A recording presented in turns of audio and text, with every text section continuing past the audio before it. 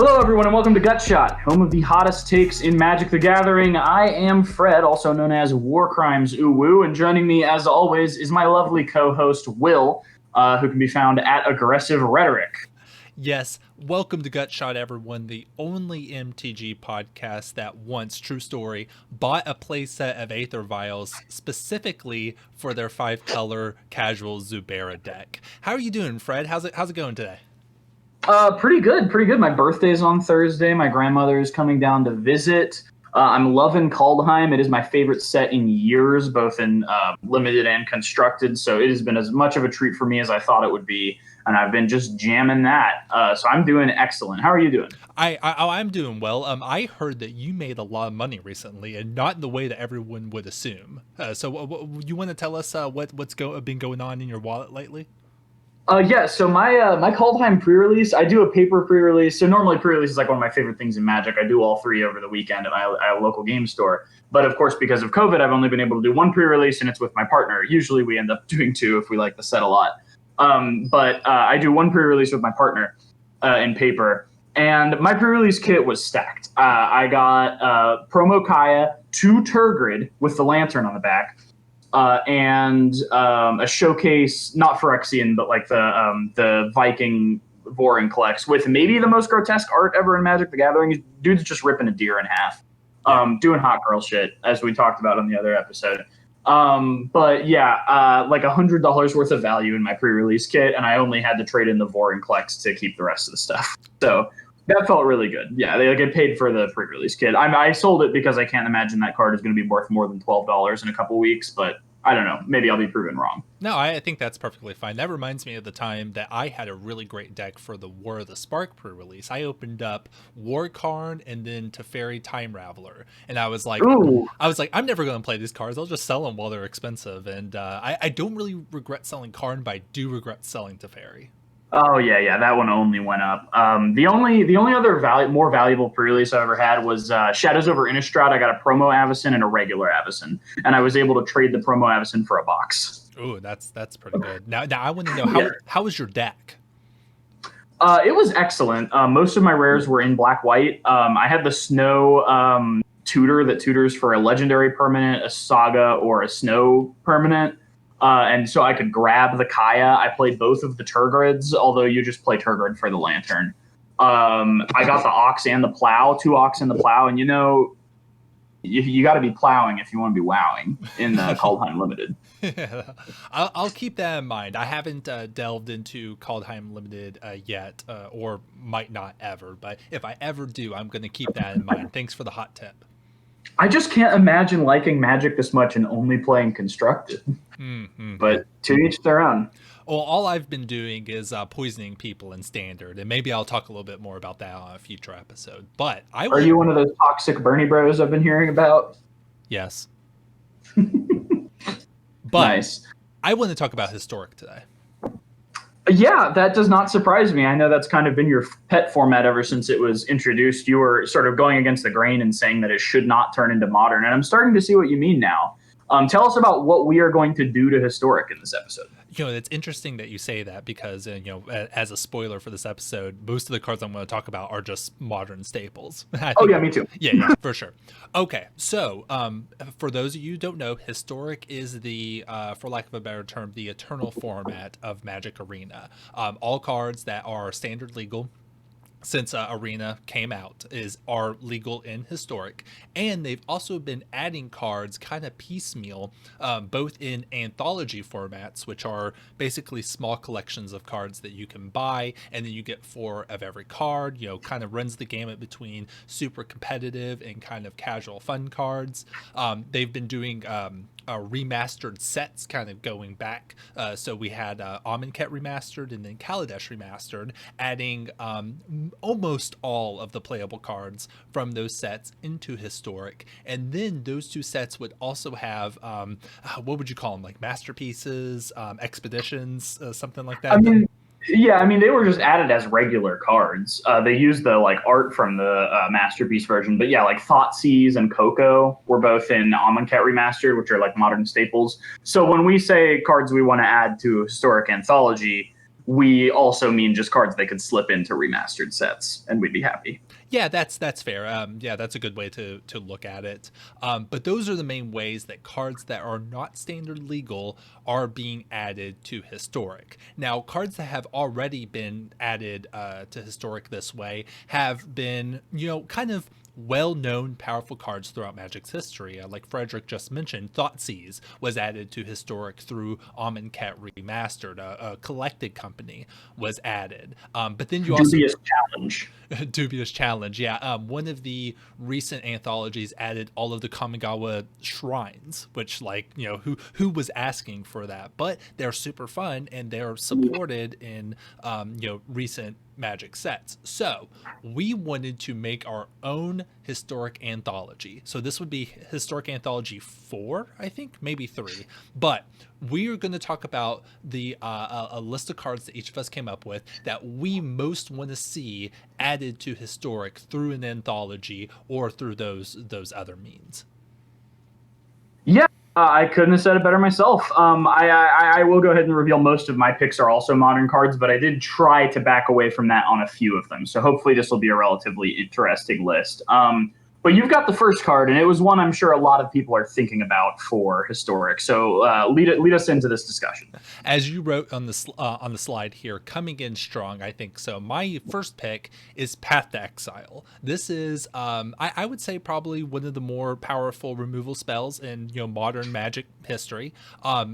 This was originally in Jumpstart, which was brought to Arena, but they made some changes. I think Lightning Bolt was another one. They actually they took out Path to Exile from the Arena version of Jumpstart because they thought, oh well, this is too powerful for what we want historic to be. And this was also the same set that gave us Muxus, the goblin. Right. Right, for sure. So our idiot editor put the textless version of Path to Exile into the slideshow. Will you tell us what Path to Exile does? Sure. Yeah, I could do that. So Path to Exile is a 1 mana instant, so 1 white. Exile target creature. Its controller may search their library for a basic land and put it into play tapped. Am I getting that right? That's from memory. Yes, that is correct. Okay, yes. So we have played in a historic that has had Thoughtseize for a while, and this is my personal opinion, but I believe that Path to Exile is on the same power level as Thoughtseize. If historic is able to have a powerful card like Thoughtseize, I think it should exist alongside Path to Exile. I think Thoughtseize is a little bit better than Path to Exile, personally. I think the drawback is just not as important. Like, pathing your opponent's creature in control, pathing your opponent's, like, Snapcaster in control, it can put them onto, like, Cryptic more easily. Just stuff like that. There are cases where, like, pathing your opponent's creature gives them a material advantage, and there's not really many cases where Thoughtseizing your opponent gives them a material advantage. So I would say that Thoughtseize is definitely a better card, but that is an argument for Path to Exile being legal and historic. I think especially with like monitoring the balance between colors, white has been like we are in an era of Magic where white is probably the weakest color. It's not getting effects like balance anymore. So I think Path to Exile would really be maybe the shot in the arm that white needs. And it would also, the more colors have insane 1 mana removal, because black has Fatal Push on Arena, the better small creatures we can get. This opens up the possibility for things like Tarmogoyf, Dark Confidant, etc. If you can remove it for 1 mana, they're more likely to print these really strong creatures. Yeah, absolutely. Yeah, white, I mean, it is the zeitgeist of Magic content today, is that white is in a really bad spot, and if you want white to be better, give them one of their best cards. And in terms of power level, this isn't even like white's best modern card. It's a Skyclave Apparition, which is in standard and already in Arena in historic. So like, it's not really even the best thing white can do. So yeah, I just think the historic has proven itself to be a very powerful format. If it's going to be powerful, Path to Exile should be in there. Plus, this is going to be a thread throughout all of my picks, is that historic should be a showcase of the history of Magic, and I think if you're going to do that, you need Path to Exile. Yeah, the only problem I really see with this is that Like Path to Exile is a fair, fun card that can even go in some aggro and mid-range decks, but having Path to Exile and Doomscar might make blue-white X control decks a little bit too strong in Historic. So that's something I'd want to keep an eye out for, but I think that would be more the fault of the really good blue and white control cards we've seen over the time that Arena has existed, like both the Fairies and, the new Nico and stuff. Yeah, that's a fair point. If Path to Exile gets printed, it will be it will automatically be a top card for the format, and I think that's fine. But yeah, so that's my first pick, Path to Exile. You have a bit more off the beaten path pick here with your pick. Why don't you tell us about Boreal Druid? I have a double pick. It's Boreal Druid and Scrying Sheets. Scrying Sheets is the one that sees more play in Modern, but I just want a couple of pretty strong snow cards that make Historic snow. They give you a reason to play snow in Historic, right? The issue with Energy was powerful enough to see a little bit of Historic play anyway, but the issue with these kind of parasitic mechanics is that no Eternal format wants them until you've reached a critical mass of cards that use that mechanic from standard sets. So if we inject two of the sort of more powerful snow cards into Historic, like what I'm suggesting is the 1-drop Mana Dork and Scrying Sheets, which sees some modern play and some control decks that will just play snow basic lands so that they can use this to have a chance to draw an extra card late in the game. These cards really help us. These cards would really make Snow able to do something in Historic. Like, it's a pretty good deck in Standard, but with Yorn now, who could untap Scrying Sheets or Boreal Druid to make more mana, which seems like that's what the Standard Snow deck is about. I think these could really breathe life into it and make it a Historic viable. What are your thoughts? I have very fond memories of playing with Boreal Druid because I was playing back when Cold Snap was a new set. And I played in an LGS that wasn't really known for really sticking to Magic the way Wizards of the Coast intended it to be. I remember doing a Cold Snap draft that was run by a guy who, knew Magic and played Magic, but was, what's the term, game master for a lot of other games that work differently than Magic. So we did a Cold Snap draft with 6 packs, and that was an insane draft. But I have very fond memories of Boreal Druid. I guess I can't really speak too much for Scrying Sheets. I've actually never played that card, but Historic already has Land War Elves. I was actually thinking about picking Arbor Elf for my list. I decided against it, but I think that Historic can handle another Land War Elves that just works on a slightly different axis. So I love Boreal Druid for Historic. Yeah, I think the colorless mana makes it quite a bit less powerful too. Like the decks that want a critical mass of mana dorks might play this, but it's not going to break things in the way that Birds of Paradise might. And yeah, I was thinking about Arbor Elf too, but I already had to stop my list from just being half of my modern mono green devotion deck. I've only included a couple cards from it here. So I ended up cutting Arbor Elf as well. But yeah, I think some other mana dork is due for Historic. Yeah, and Boreal Druid is probably because Arbor Elf is good, but there are good ways to break it. I hate to say you can't break it, but its power comes from a different axis, a less breakable axis than Arbor Elf. So. Yeah. And Scrying Sheets was the subject of one of my most uncomfortable W's in Magic. I won a PPTQ. I've won 2 PPTQs, and one of the ones that I won in the top 8. I won game 1 of my first round for free because my opponent had just put Island and Plains on their deck list and not Snow Island and Snow Plains, and it mattered because they were playing Scrying Sheets. Oh, yes. It was a blue-white control list, and I told the guy I apologized to the dude, and he was like, "You're not sorry," and I was like, "Oh, okay." This is how these next 2 games are going to go, and then they did go that way. It did. We only played 1 game, but because we got to sideboard and stuff. It was rough. Yeah, that's if you're going to be playing in PTQs, you need to know that that's part of the game. So any spike worth their salt is going to be yeah, you got me, good job. I will never make that mistake again. Yeah, I don't know. I'm the kind of guy I might have been socially pressured into just giving him started and not taking the win for game 1, but when I apologized and he was like, "You're not sorry," it was just okay, cool. Yeah, sure. I'm just gonna curb stomp you, I guess. Yeah. So you have chosen death. Yeah. So speaking of mana dorks, you want a very strong answer to them. and a card that doesn't do anything else. It just answers mana dorks. Tell us about Lightning Bolt. All it does is do 3 mana, man. Or sorry, all it does is do 3 damage. That's all it does. Yeah. All you do is cast it and it does 3 damage. I am talking about Lightning Bolt. As you say, the best red card. I do think that this is the best red card. Lightning Bolt, for those of you who don't know this classic card, which is okay, it is a 1 mana instant for 1 red. Lightning Bolt deals 3 damage to any target. Absolute classic card. And the reason that I'm putting it on this list, because this would be very powerful for Historic. I think we can all agree on that. Yes. Yeah. Well, a lot of it is the same reasons for Path to Exile. I think that if the format is going to have Thoughtseize in it and be a Thoughtseize format, then I think that it's appropriate for Lightning Bolt to also be in there. Modern Magic design has come so close to Lightning Bolt so many times. Yeah. We have Wizard's Lightning, and our red deck wins decks in Historic can often play Wizard's Lightning as though it's just a Lightning Bolt, and it's not like breaking the format. It's not the clear best deck.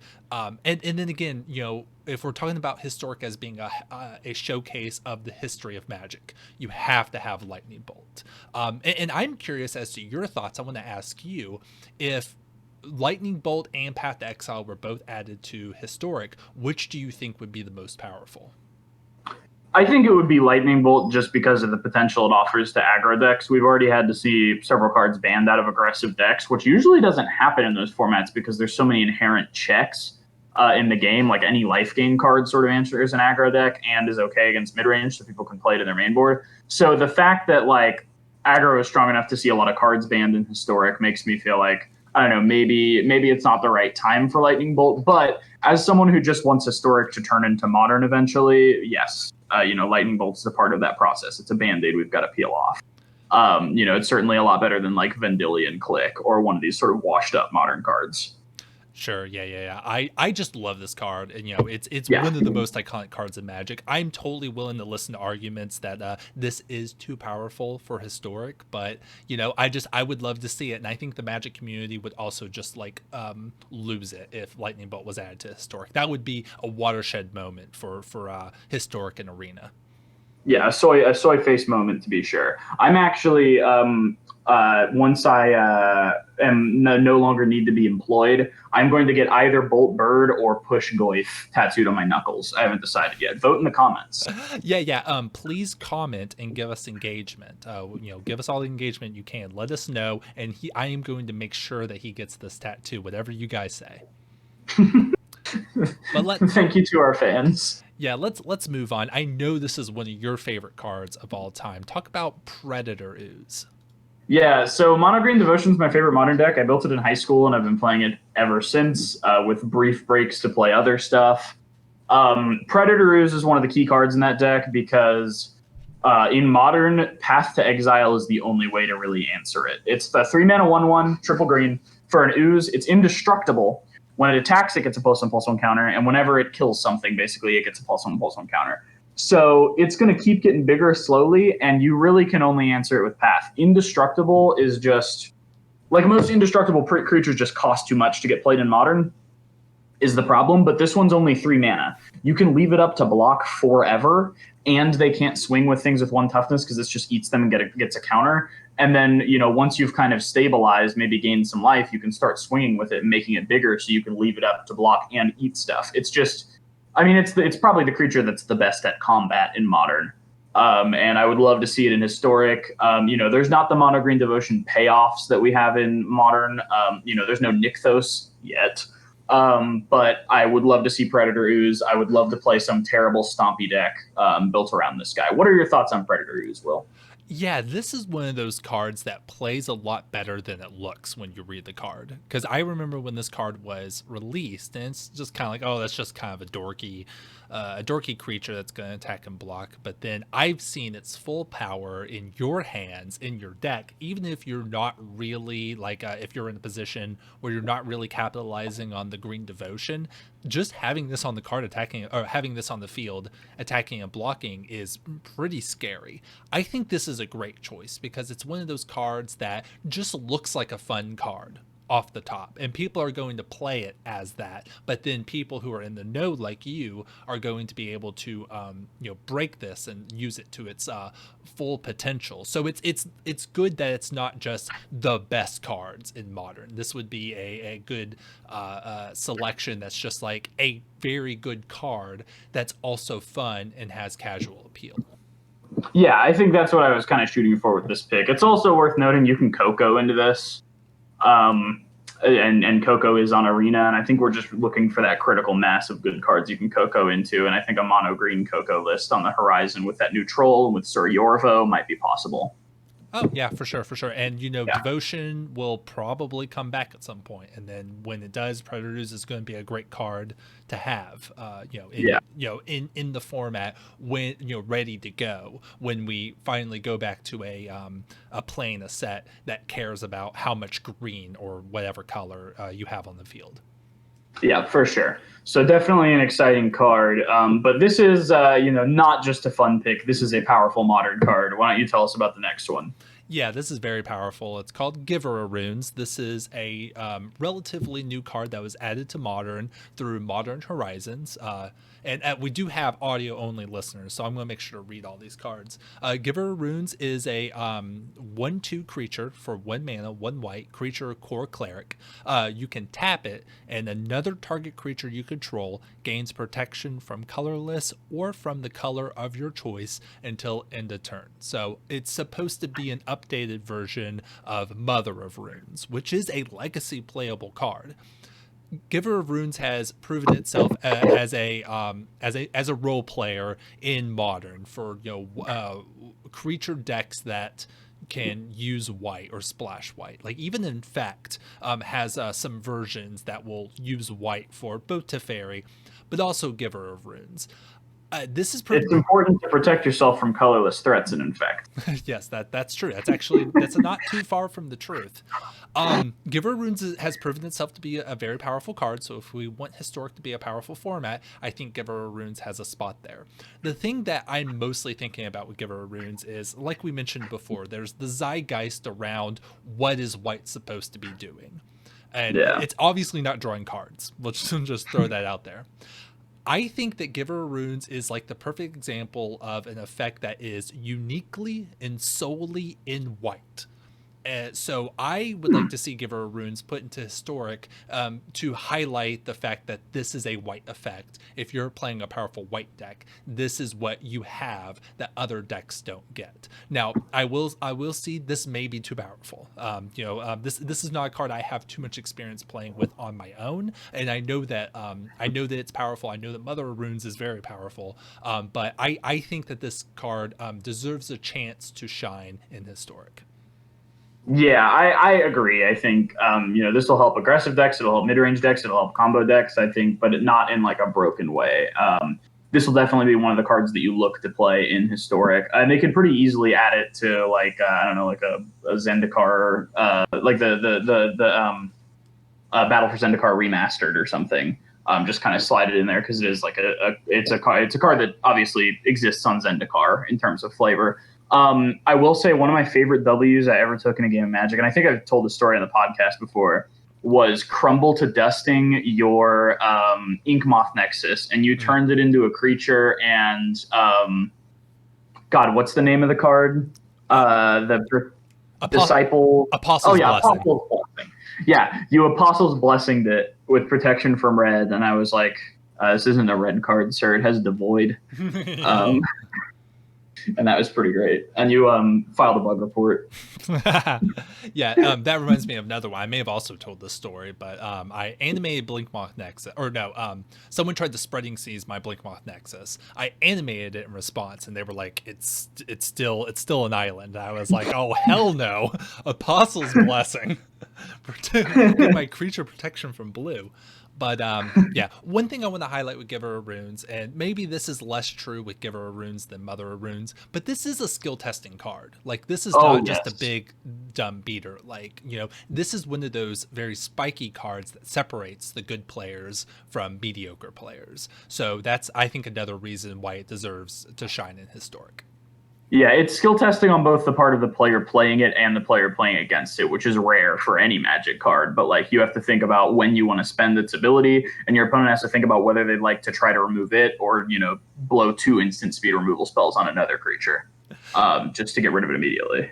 Yeah, so Giver of Runes, I think, has a place if they want to do it. But another very powerful and historic card is Ajani Vengeant, the Boros Planeswalker. Why don't you talk about Ajani a bit? I'd say very powerful, but I love this card. So fun story about a Johnny Vengeant. I had the most crinkled, water damaged copy of a Johnny Vengeant that I got in a trade with my roommate because we were like a dollar uneven.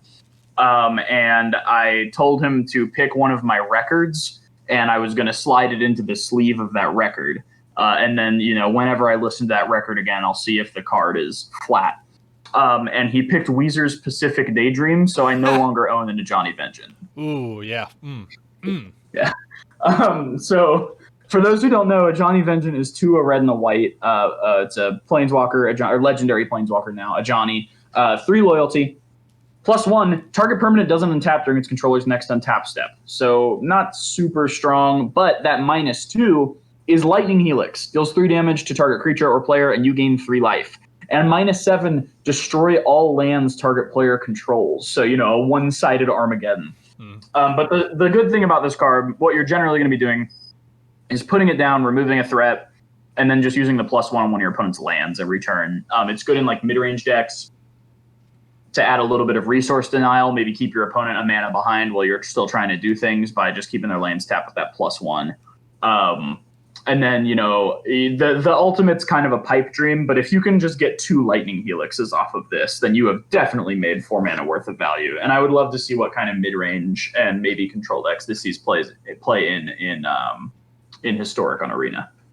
Yeah, Ajani Vengeant. Maybe Magic Design has kind of passed this card up, but this has tournament pedigree. This is has shined in tournaments for quite a while. Maybe not so much these days with our overpowered formats, but this was definitely a powerhouse of a card in its day. So in terms of historic being a highlight of historic cards, Ajani Vengeant definitely deserves a place there. And you're absolutely right. It is powerful, but it's kind of been outshined. So I think that by itself makes it a great inclusion for historic if it is a card that can be powerful, but is like clearly not the most powerful thing you could be doing. And it's good to have a Boros Planeswalker that isn't just make 1/1 tokens and then attach equipment to them. This kind of works on a different axis and gives them a little bit more to do.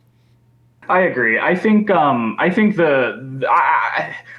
are cards that just feel good to play. They maybe they test your skill. They just tickle your brain in the right way. And a Johnny just has a good play feel to me. And the other thing is, they can't really justify making this a rare instead of a mythic. So I'll get to spend my glut of mythic wild cards on this if they slip it into a set instead of my rares, which I'm kind of starved for.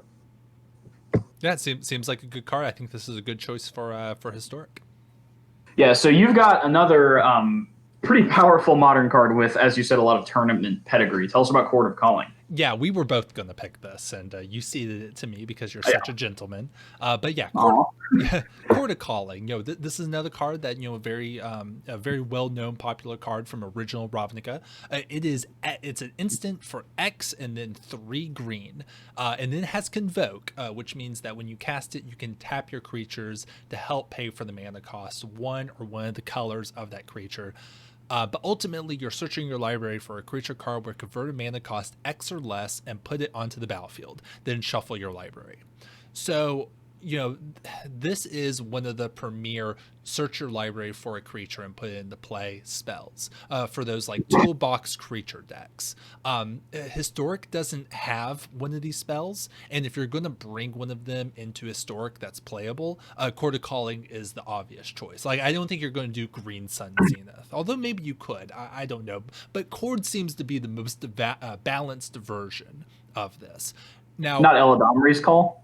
Oh, I know the card, but I don't know what it does. It's just a green and a white to tutor for a creature. Oh, put it in your hand. Oh no, I'm specifically talking about putting it onto the battlefield. Oh, okay, yeah. Then probably yes. Maybe Eldritch Evolution could be a replacement for this. One of those two could go into Historic. Historic currently has Collected Company, which is a very good card. Everyone knows why that card's good, and it looks like Historic is at the power level where Coco can be a good but not the best thing that you can do. And I think that if Historic can have Coco, kind of like the Thoughtseize thing, if Historic can have Coco, then I think it can have Cord. Maybe the two together is too powerful, but there's definitely precedent for this this type of powerful effect in green to exist in Historic. Yeah, I don't think the two existing together is ever an issue. I don't think I've seen decks that play both, just because if you want to play Coco, you have to you basically can only play 4 things that can't get hit by Coco that are spells. You can play like 4 removal spells or the 4 chords. And if you want to play Cord, you also kind of need to play stuff like a Restoration Angel, which can't be grabbed by Coco. So I think they compete for space in the deck list. Like maybe just seeing both decks will be a little bit annoying, but I think Cord is an excellent pick. I love the decks that play it. I think Smooth Brains immediately go toward like tapping Saprolings to get Ulamog, but like the in between of this card, just the sort of neutral, like the okay state of this card is really good. There's plenty of cards on Arena that grab an instant or sorcery out of your discard, so you can like Cord for a creature that does that, grab Cord back, and then next turn Cord for a creature that blinks that, get Cord back, and just fill up your board. Maybe find some creatures that make an infinite combo if we have any of those yet. I think that Historic has room for a like super techie toolbox deck, and there's no real tools like stuff like that exists, but there's no real playable tools that make something like that really exist. Like Coco, you're kind of it's more of like a critical mass type card. So Cord could open up a deck that is very toolboxy and lets you play tons of one-ofs and let a deck like that be exist and be powerful. So I think Cord has a place. Oh, we should put Voice of Resurgence on this list. Oh, buddy. I didn't even think of that. Okay, we're probably going to do another episode of this once the well runs dry. So keep that in mind. But speaking of bad cards to put in the Historic Anthology, based on what I just suggested, not Cord, I think Cord's an excellent pick. I know y'all are going to be disappointed in me. I know I said no Cascade cards were going to go on this list, but I'm showing restraint by not putting Bloodbraid Elf on this list, but in return, you have to let me put 2 Cascade cards on this list. Okay, fair enough. Please sell me on why Cascade should be in Historic. Deck go brrr. Okay, I'm sold. It's fun. So this is Bituminous Blast. So for those who aren't aware of what Cascade is, when you cast a spell with Cascade, you reveal cards from the top of your deck until you reveal a cheaper spell, and then you get to cast that for free. So it's like you're playing this card, and then you get like a random spell that's cheaper than it from your deck. And sometimes that'll be like a 1-drop that doesn't really, like the Cascade cards tend to be a little powered down. So sometimes that it's never something you'd want to play if it didn't have Cascade. So sometimes that tends to be like a 1-drop that like doesn't really make up the difference between what you paid for the spell and what it did. But sometimes you're cascading like a Bloodbraid Elf into an Eternal Witness, for example, and you're getting a 3/2 haste and a 2/1, and you're bringing something back from your discard, which is something you should never be able to do for 4 mana. So it's a very high variance mechanic, which I know I shit on a lot. I hate randomness in game design where it's not absolutely necessary. So I cannot reconcile why I like Cascade. It is completely intellectually inconsistent. But with that tirade out of the way, Bituminous Blast is an instant for 3, a black and a red. With Cascade, 4 damage to target creature. It's a removal spell, but maybe it'll find you a creature. Maybe it'll find you another removal spell. Maybe it'll find you a Lightning Bolt, and the worst thing you can do with it is hit him in the face. Maybe it'll find you a Thoughtseize. Bituminous Blast can grab a lot of stuff. It's great for a control deck. Not control decks that play counter spells, because then you can whiff. But it's great for like mid-range decks that might want to play black and red. I'm thinking like the deck that I want to build around Angrath once we're at a critical mass of squeeze cards would probably want Bituminous Blast. What are your thoughts on Bituminous Blast? Do you think Arena could handle it? Real quick, because you mentioned that's logically inconsistent for you to like be against too much RNG in games, but love Cascade, and I don't really think that that's logically inconsistent. You're right; it is random, and most of the time, like if you're playing a reasonable Cascade spell, you're not like cascading into a combo piece that immediately wins. So it is random, but it is a 2-for-1, like a guaranteed 2 2-for-1 every time if you're building your deck right. So like, I mean, we're Magic players. We love value. We're always looking for more ways to gain value over our opponent. A entirely free, powerful card that you at least choose to be in your deck, I think Cascade has proven that is more than enough reason to deal with the randomness of Cascade. So I don't think it's weird at all that you like Cascade as much. It's just so much value. Yeah, I do love value. Value is my favorite thing in card games. Bituminous Blast, I think, is probably the fairest Cascade card they could print, other than maybe Enlisted Worm or whatever, the 6/6 for 6 that's green and white with Cascade.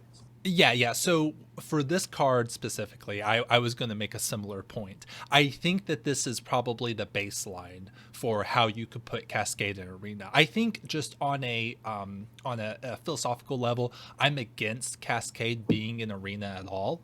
But if they're going to print an older Cascade card, I think Bituminous Blast is a good choice. It needs to be a higher CMC card. It can't. I don't think it can be a 3-mana one, which we'll talk about that here in a bit. But I think five. Right. I think 5 mana is the baseline to where it costs so much that it's so much harder to break it and turn it into a I just Cascade for my combo piece. This does just do 4 damage to target creature as its effect. So if Cascade is going to be in Arena, I think this is where a good place to start. So I think this is a good choice.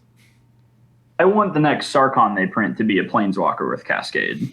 Why? Yeah, game design is my passion. Yeah, and with white mana. No, I want it to be good. Okay. Yeah. So speaking of good, you've got a sort of, I think, a well-balanced pick. Why don't you tell us about Magus of the Moon? Blood Moon, I think, is too powerful for Historic. I think we can just say that. But something I've been talking about a lot. Historic being a highlight of Historic cards, and Blood Moon is one of those. There are a number of Blood Moon type effects in Arena already. There's like Blood Sun, Alpine Moon, a couple of those, but none of them come to the power of Blood Moon. So if they're going to try to put Blood Moon into Arena, I think it needs to be on a removable creature. So that's why I've picked the Magus of the Moon. Very, very powerful, well-played card in Modern and other formats. This is a 3-mana creature, so 2 generic and then 1 red. Creature, human, wizard. It's a 2/2, and it just says non-basic lands are mountains. So this lets you play Blood Moon, and then the creature is, if your opponent can remove the creature, then it goes away. So like this is how you can get Blood Moon into Historic and it be balanced. Plus you get shenanigans like Coco and Court of Calling, where you could search this out, like Neoform, Vanifer, some stuff like that. So I think that this is the right balance power level for Blood Moon in Historic. I agree. I think Historic could handle Blood Moon. I have always been much more down on Blood Moon than most people. When I played Mono Green Devotion, I would always tell people how bad I died to Blood Moon, so they would sideboard Blood Moon in against me because I don't give a shit about Blood Moon. It doesn't really hurt me at all in Mono Green Devotion. I am more of a Ponza guy, and my personal philosophy about messing with your opponent's lands is why would you let them have red mana when you can let them not have any mana at all? That's fair. For 3 mana, you can just be blowing up their lands, and for more, you could be blowing up their lands and getting value. So I just want strong land destruction in Historic rather than Magus of the Moon. I think Magus of the Moon would see a little play. Maybe there would be some like white-red hate bears sort of list like we've seen in Modern, but I think Magus of the Moon is like easily printable in Historic and would not break anything. I would question whether it would see play, honestly. It would be really good against the Sultai Uro piles. And then maybe a few other decks, but like Gruul Stompy,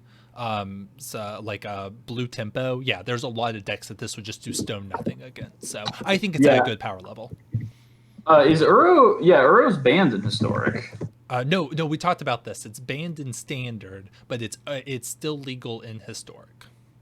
Oh yeah, you're right. Okay, my bad. It's okay. I just Googled it.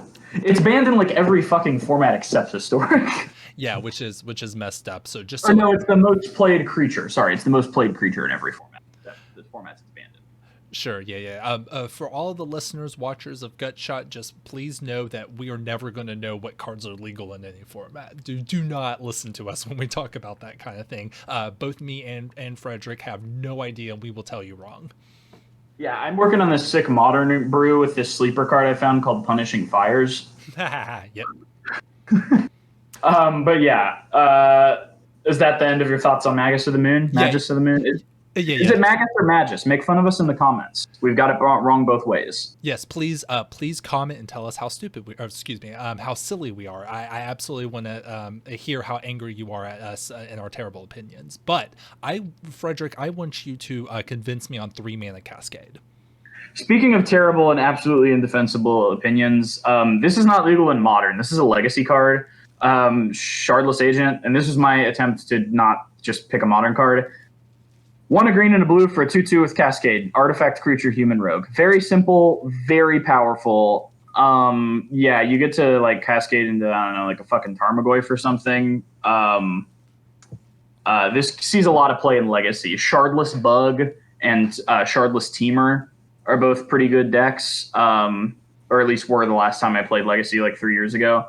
And the Shardless Agent is really the engine behind those. You don't play any counter spells, but you like Shardless Agent. You can like brainstorm like a good 2-drop on top of your deck, and then Shardless Agent and guaranteed to cast it. Brainstorm plus Cascade is busted. And I mean, we're not going to have Brainstorm on Arena Historic anytime soon, I would hope. Ooh, but yeah, but I think Shardless Agent is still really good even without Brainstorm, because as long as you like the barrier for including this in your deck is basically just you have to kind of not play counter spells. But like even this just hitting an Opt is like really good, and then this hitting like a Thoughtseize if you're in Sultai, or this hitting like whatever the best green 2-drop on Historic happens to be at the time.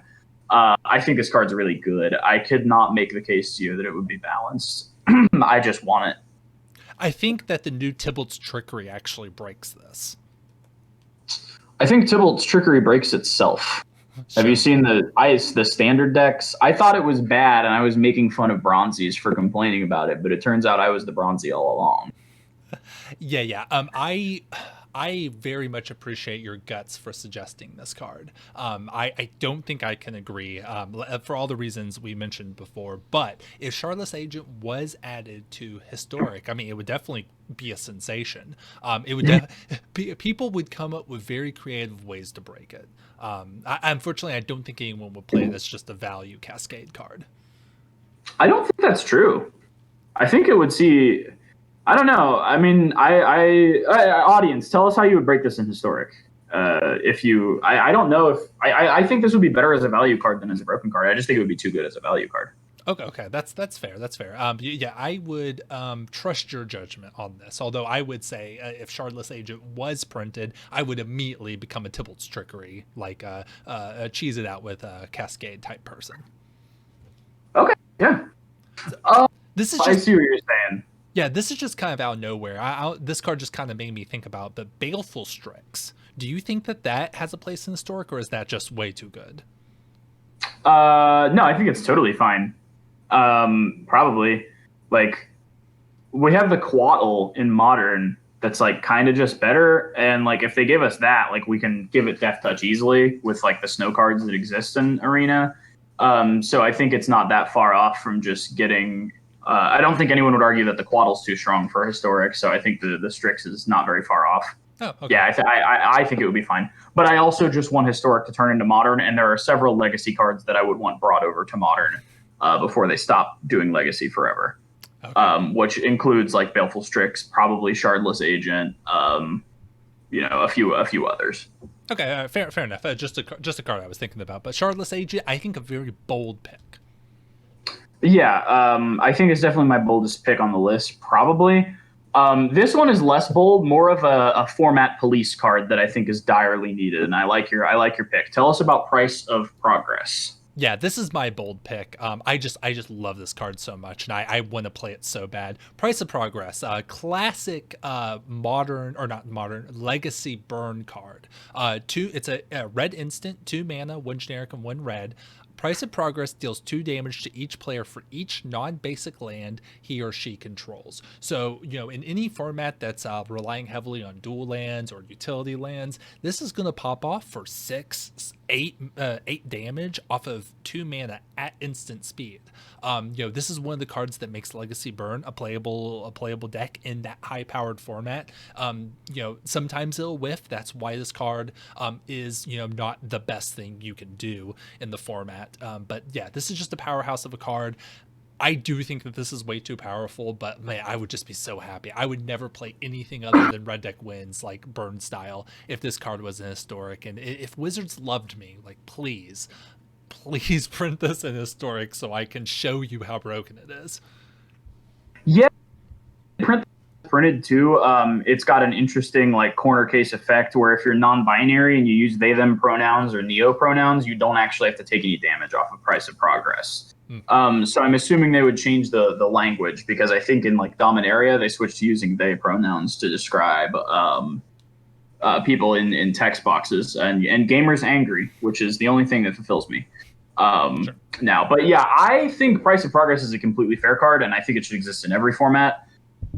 I think non-basic lands enable like stuff like Tron. I would never want to see Tron. Well, no, I'm cool with seeing Tron in historic as long as we see Ponza in historic. But like it enables Tron, it enables like janky 3-color decks that have really greedy mana bases, and I think Price of Progress just keeps those in line. If you want to be sort of more immune to Price of Progress, you have to just play less non-basic lands like that, or you get eaten by Price of Progress. And I think that Price of Progress allows them to print more powerful non-basic lands, which will allow the format to become more interesting. So I like Price of Progress as a pick. I don't even know if I would call it bold. I think it's just a very good call.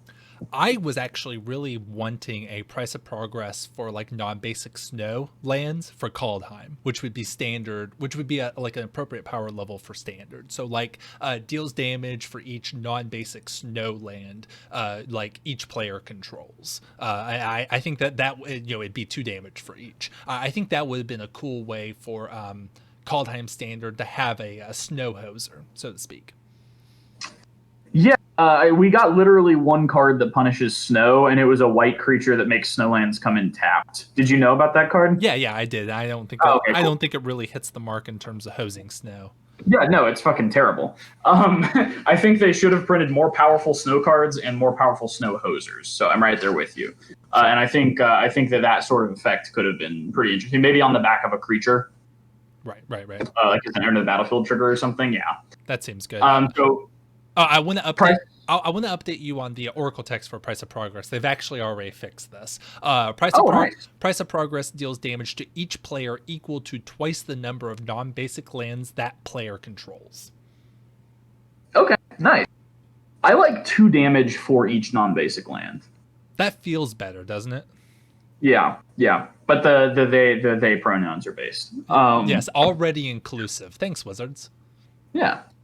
But yeah. Is that just the Oracle text, or have we seen it printing like that? Oh, I think Eternal Masters has that wording. Nice. But yeah, so this is probably my other boldest pick. Yeah, tell us about Faithless. Hey, try to explain to us why Faithless Looting is a good card. I can't. You're not even netting any cards. It's terrible. You're actually going down a card. No, so this is banned in Modern now, and I think it died for Hogak's Sins. I think several cards died for Hogak's Sins and probably deserve to come back now that Hogak is banned. But Faithless Looting is a red for a sorcery. Draw 2 cards, then discard 2 cards. Flashback for 2 and a red. And the thing that really made this broken, I think everyone knows, was dredge in Modern. You're not actually drawing 2 cards. You're dredging 2 cards, and so you're milling half of your deck for 1 mana a lot of the time. So that's why Faithless Looting is really strong in Modern. But there's no dredge cards on Arena. And, Rosewaters said like dredge was a mistake. They're not going to print any new dredge cards. It's about as likely to get reprinted as Storm, probably less. And so I think if they decide never to add those old dredge cards to Arena, then I think Faithless Looting is absolutely a fair card and probably interacts in a fun and balanced way with the format. Decks that really want to dump shit into their graveyard, perhaps so that they can refurbish a Gear Hulk or something, or refurbish Godfarer's Gift, are going to really like this, because right now all they have access to, like the best stuff, is like Cathartic Reunion and then the instant speed Tormenting Voice. So Faithless Looting will really give those decks a shot in the arm. How do you feel? Now, did Faithless Looting exist in Modern with Uro at the same time? No, no, it did not. That's my concern, is that I think this turbo fuels Uro decks, and I that think is Uro should be banned. I think Uro was a design mistake that they need to clean up. okay. Fair enough. Fair enough. And I do believe we have Hollow One in Historic as well through Amonkhet. Does that sound right to Yeah, you? yes, I think that's fine.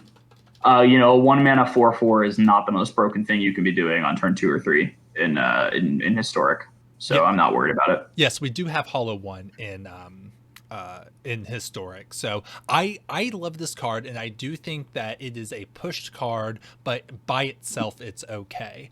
You're right. I don't think I have doubts about this being able to exist in the same world as Uro, but you're right. If one of those needs to go, it needs to be Uro and not Faithless Looting. So yeah. There is a room in Historic for this card to fuel your graveyard for basically more balanced things to break your graveyard, like Hollow One or stuff like that. So yeah, with other changes to Historic, I think this would be a good pick.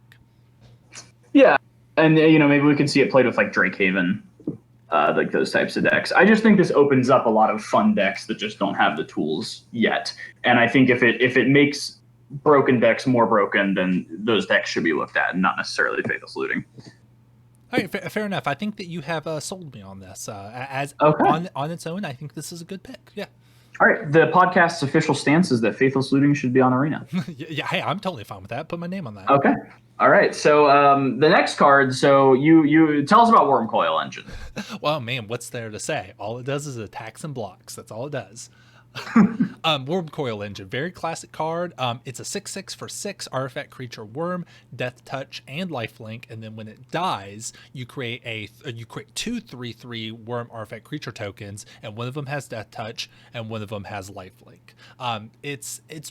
It's a great just like value beater that dies and then leaves the two tokens. Has a tournament pedigree. Is a good card. And the reason I'm thinking about this, other than it just being a pet card of mine, there's no Tron on Arena, so I think that kind of will help differentiate like the historic metagame from like modern or those other things where you would be casting this off of Tron. But Arena has colorless synergies that are actually pretty okay.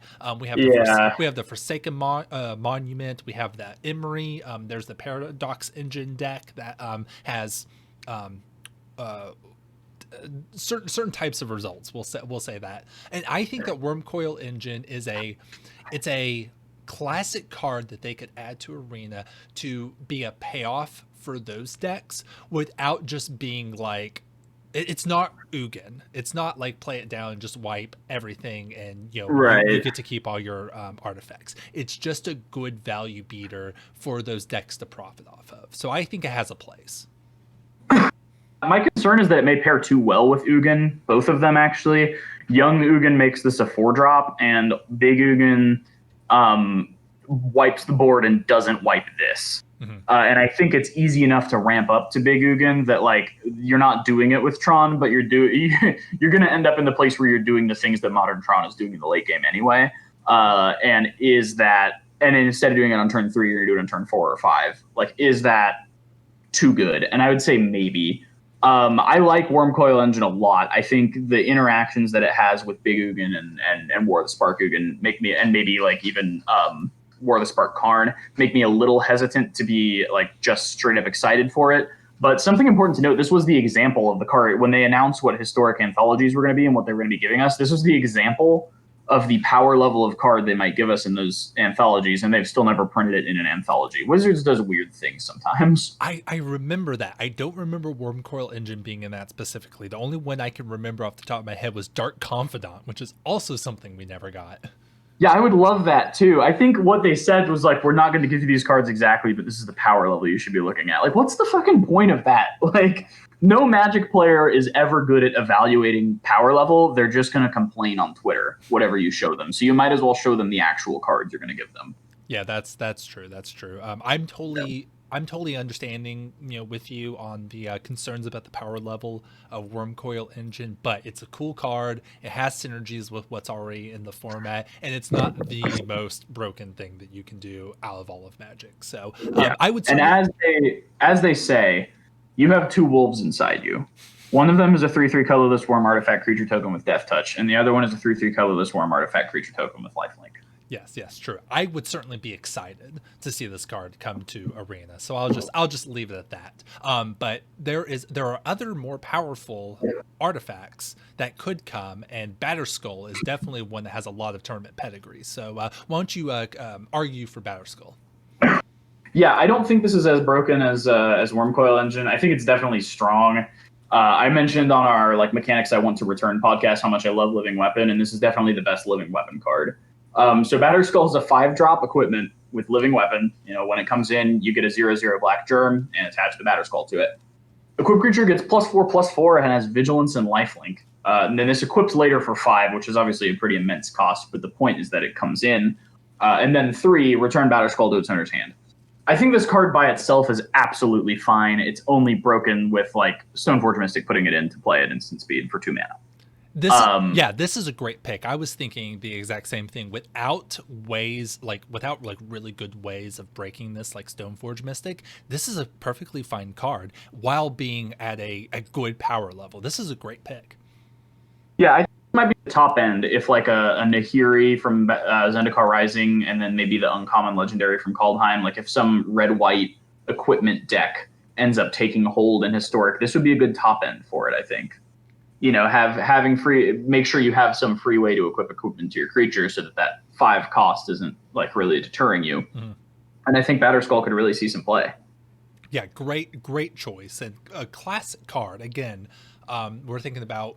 I know I keep saying this, and maybe not everyone would have this outlook on it, but I do think that Historic should be historic cards in Magic the Gathering, and Batterskull definitely fits that bill. Okay, yeah, I like Batterskull. But speaking of historic cards, this card is one of the most well-known amongst competitive players. Why don't you tell us about Tarmogoyf? It just attacks and blocks, man. Just attacks and blocks. It's true. Okay, I guess I don't have too much to say about this. I'll just say, I think that Magic has progressed. How do I say this? Modern Magic design has made it clear that Goyf is not the best attacking and blocking creature in the game. It's really been on the downswing recently in older formats. Still playable, still your go-to 2-drop creature for decks that are going to play in a more fair way, but it's not the best thing that you can do. It's about as historic as you can get in Magic the Gathering, and yeah. I think that if Uro and things like that are going to be in Historic, I think Tarmogoyf has a place and would be good, but not super broken. Do you agree with that? How do you feel about Goyf? I think we need more of the removal spells. Fatal Push is kind of what put not the nail in Goyf's coffin, but kind of pushed it off of the throne for best creature in the game. Just because there's a 1-mana instant that just kills it now. But I think Black having the only efficient answer to Goyf in Arena is a bit of an issue. Skooz answers Goyf pretty cleanly, but I would want to make sure that White at least has Path to Exile, and maybe that Red has Lightning Bolt before I'd be comfortable with Goyf. It really speaks to the way that Magic's game design has been changing, that when that fake Goyf leak went around in M19, I thought it was real. I didn't it looked pretty real, but I didn't think this is too powerful. It has to be fake. I was just yeah, that seems fair. That seems like exactly the kind of thing they'd put in the core set to excite us, and I don't think it's that unreasonable.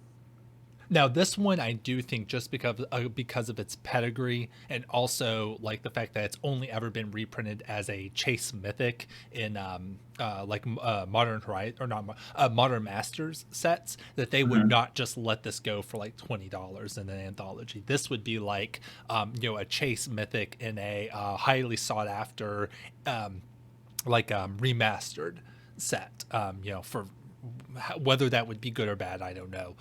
But Yeah.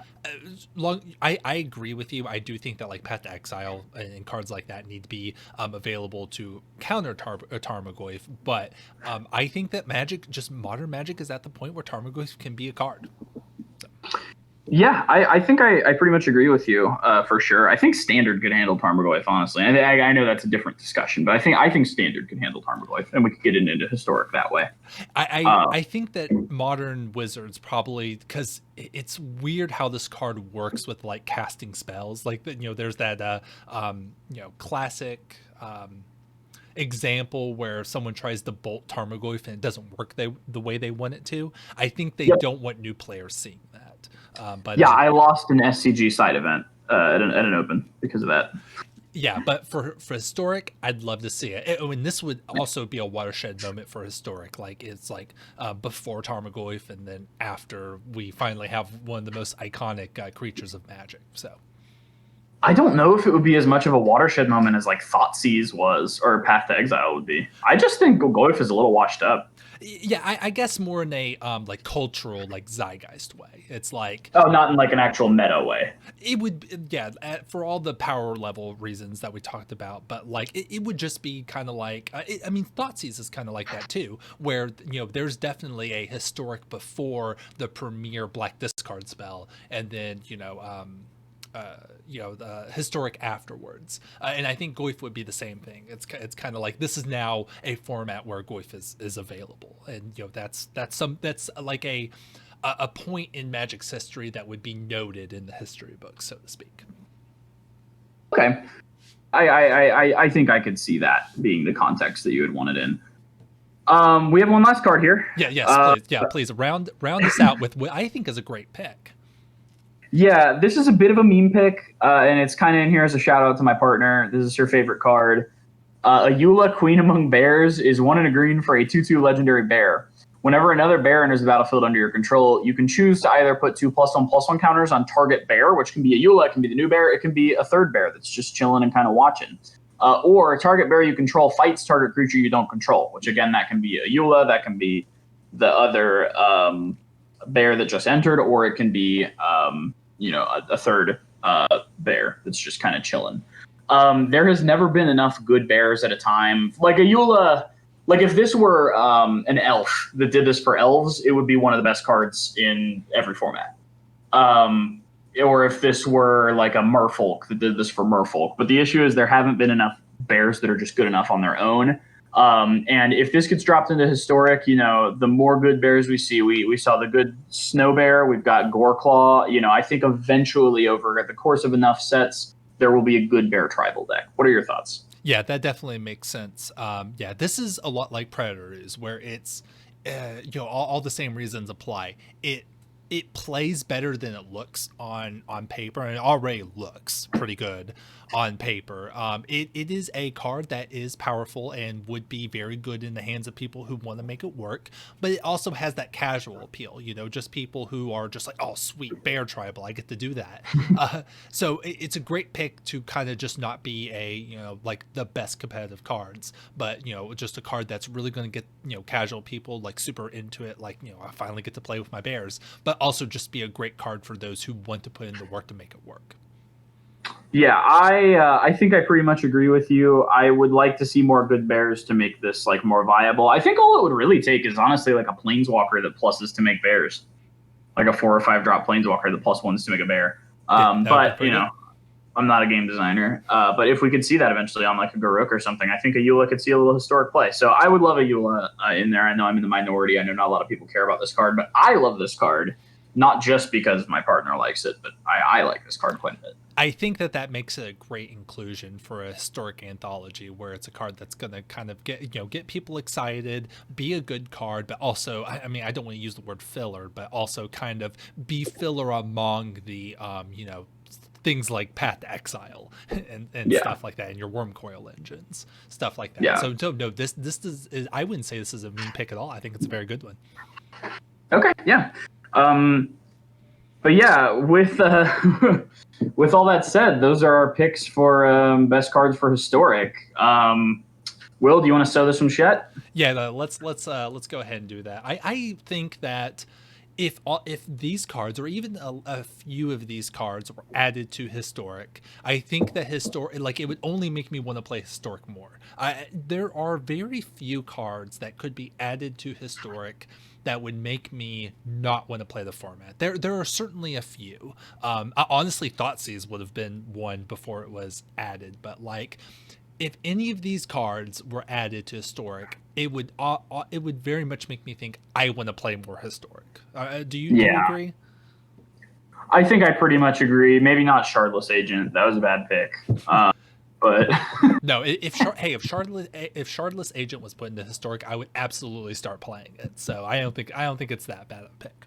But all of that to say, there's a lot that they could do with historic, especially with the it's almost like 30 years now of Magic's history. So like there's a lot of room for historic to grow without creating new cards, and I just can't wait to see how Wizards can leverage the just rich history of Magic and bring it into really their premier format other than Commander. Like, how are people playing Magic these days? It's webcam Commander and historic on Arena, right? So there's lots in the future to be excited about. Yeah, I agree. I think I'm hopeful for the future of historic, and I think continuing to inject a couple cards like this every once in a while. I would also like Modern on Arena, but maybe they can be separate formats. Sure. I'll concede that to you now. Absolutely. But yeah, let's go ahead and button this one up. Thank you, everyone, for listening to this episode of Gut Shot. It means so much to us for you to be, checking in with us, every episode and sticking with us. It means a lot, seriously, from both of us. You can follow me if you'd like. I'm at Aggro Rhetoric on Twitter. Frederick is at WarCrimesUwu on Twitch, where he streams, or at FredAssB, or FredAss_B on Twitter. And you can follow the show on Twitter at GutShotPod. This has been Gut Shot, the only Magic the Gathering podcast that is every creature type except Advisor. Fuck Advisors. All my homies hate Advisors. See you next time. Later.